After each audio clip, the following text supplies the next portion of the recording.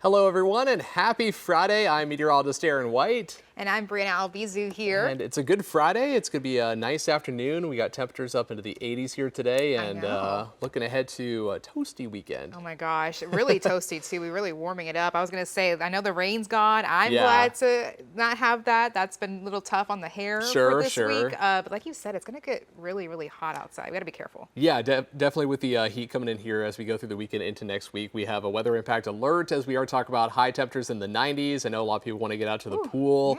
Go out to the lake, of course, but keep in mind, try to find ways to stay cool and stay hydrated. Yes. That's the big thing. And also keep in mind the UV index. So let's take a look at our forecast here. Going into the weekend, again, we have a weather impact alert here starting on Sunday through Wednesday as we are talking about high temperatures in the mid-90s. That combined with the dew point in the upper 60s and lower 70s, the humidity, it's going to feel like it's closer to 100 here during the afternoon on Sunday, Monday, Tuesday, and Wednesday. So keep that in mind, heat index near or over 100. So try to stay cool. Go into the AC, find some shade if you're going to be outside, and stay hydrated. And keep in mind, with the sunshine that we have in the forecast, apply that sunscreen. UV index is going to be very high here through the weekend and into next week. And our overall heat risk, extreme heat risk across the area on Sunday, it really expands as we go into our Monday, really the highest category that we can get to for extreme heat as we are talking about those heat index values over 100 here for really several days in the extended forecast. And because of that, we actually have an extreme heat watch that was issued by the National Weather Service this morning. So this is new as of today.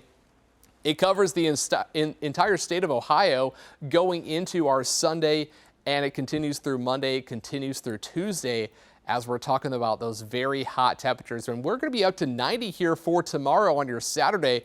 By Sunday, though, we got mid-90s in the forecast, up to 94, and then Monday up to 96. And we're talking about potential record high temperatures for Monday and Tuesday with those highs in the mid-90s. So extreme heat is in the forecast, and again, it's going to feel even hotter here by the afternoon. Now, going through the hour-by-hour forecast this afternoon, we've had some sunshine here today, got some clouds rolling in this afternoon, kind of a partly cloudy sky. Overall, still going to be a nice afternoon with temperatures up into the mid-80s here for today, and the clouds will clear out, and then we're just talking about a lot of sunshine here in the forecast for the weekend. So our forecast for today, this afternoon, we're up to 85 under a partly cloudy sky. Winds will be out of the southwest, anywhere from 5 to up to 15 miles per hour, so maybe a little chop on the water if you're out paddleboarding, kayaking, or just taking the boat out. Water temperatures are in the low 70s, but those water temperatures are going to be rising just like our actual temperatures as we go through the 7-day forecast. Looking ahead to tomorrow, again, a high of 90 degrees, up to 94 here on your Sunday. 96 on Monday and Tuesday, and then we are tracking the chance for some showers and storms looking ahead to Wednesday and Thursday of next week, but really, this is the first full week of summer. Summer officially starting tonight at 10:42. So tomorrow's the first full day of summer and the full week. I mean, it's going to feel like it. It's making itself known, I would say, with all this heat just out of nowhere, too. Yeah, really. I mean, it's going to be kind of wild, and just how much of a large area it's covering, just not even here in Ohio, but across the Midwest. We're talking about these extremely hot temperatures, and it's going to be here for a while. I think even towards the end of the 7-day forecast by the end of next week, and we're still looking at mid to upper 80s, maybe even a continuation of the 90s. All right, summer is here. Yeah, summer is feeling here. Like over 100. I'm still stuck on that one too. Yeah, so again, find ways to stay cool, stay hydrated, go to the pool, go to the lake, whatever you need to do, stay inside. Check on the elderly, check on your neighbors, and keep in mind your pets. The pavement's going to be very hot, important. So try to keep them on the grass or what do you have to do to keep everyone cool, really. Always good advice right there. All right, let's take a look at the tropics here. We've had a bit of activity recently, not too much activity right now in the Atlantic, but over in the Eastern Pacific, there is an area to watch here of development over the course of the next 7 days that could bring another system developing. But the bigger story, at least recently, has been Hurricane Eric that actually made landfall. If we take a look at some of our video that came in, this was some of the damage around Mexico. You can see pretty extensive damage, damaging one of the gas stations there. This was Hurricane Eric. Again, it made landfall back on Thursday as a major hurricane, and thankfully it has dissipated. Winds were up to Category 4 strength, over 120 miles per hour around the time that it made landfall. But again, doing a lot of damage there along the coast. But thankfully, things are quieting down here now that we are talking about just some quieter weather across much of the region, even around in Mexico, giving them time to clean up from some of that damage. Oh my gosh. I mean, I think of course, Florida always gets hit by these hurricanes. We just entered hurricane season entering June, so we have to also watch out for that as well. Yeah, and take a look at this. This is from our sister station in Indianapolis, captured this video of a rather strange object after it fell from the sky during storms in that area on Wednesday. It may look kind of like a spaceship, but it's actually a radome. This is from a defunct radar. I thought, sure, if it came from over there, it had to be high enough to go over the houses and then just boom, because that's what it sounded. That loud sound sounded like a big, I don't know, like a bomb almost, but I thought it was thunder. And like I said, the wind was blowing, rain was pouring down. Pretty wild stuff, and reports indicate it came from an aerospace and defense company that's located about a mile away, so it actually moved pretty far. Fortunately, the radome did not hit anything on its way down, but still definitely a wild sight. Something right out of space. It's really kind of like a Star Wars spacecraft, I think. And it may be kind of annoying to have to pay for shopping bags at the grocery store. I know it's annoying for me, but a new study shows it's actually making a really big difference. Researchers looked at 180 local programs, including bans on plastic bags and associated fees. Then they analyzed data from more than 45,000 shoreline cleanups. The verdict, areas with restrictions on bags showed a 25 to 47% decrease in plastic bag litter. That is good news right there.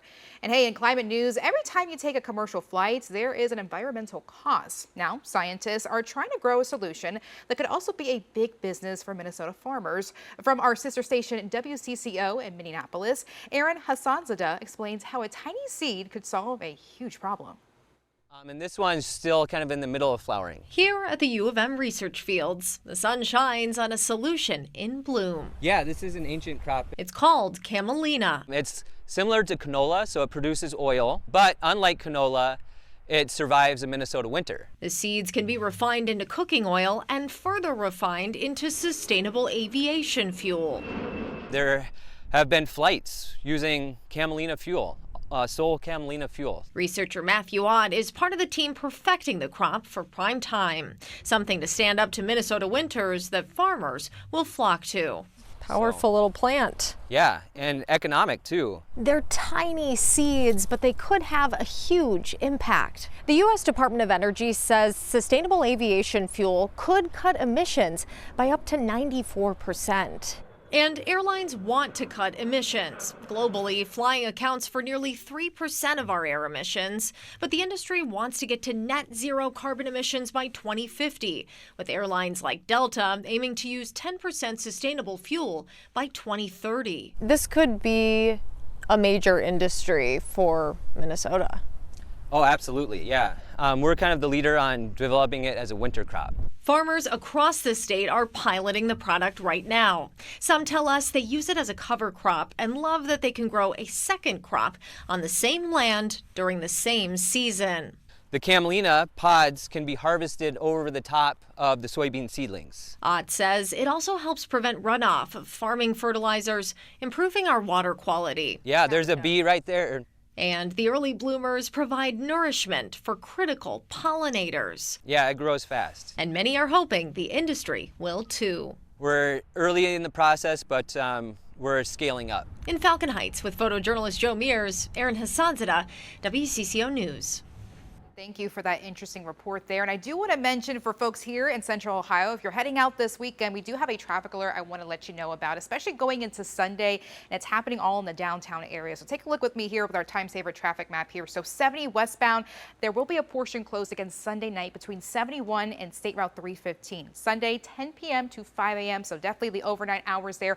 But something worth noting here, 71 southbound, that traffic will be maintained. So that is some good news there because it is a very congested area, as you can see behind me here. So a great detour you'll want to know. Again, it's happening all Sunday night. Take 71 northbound instead. Continue on 670 westbound in that direction.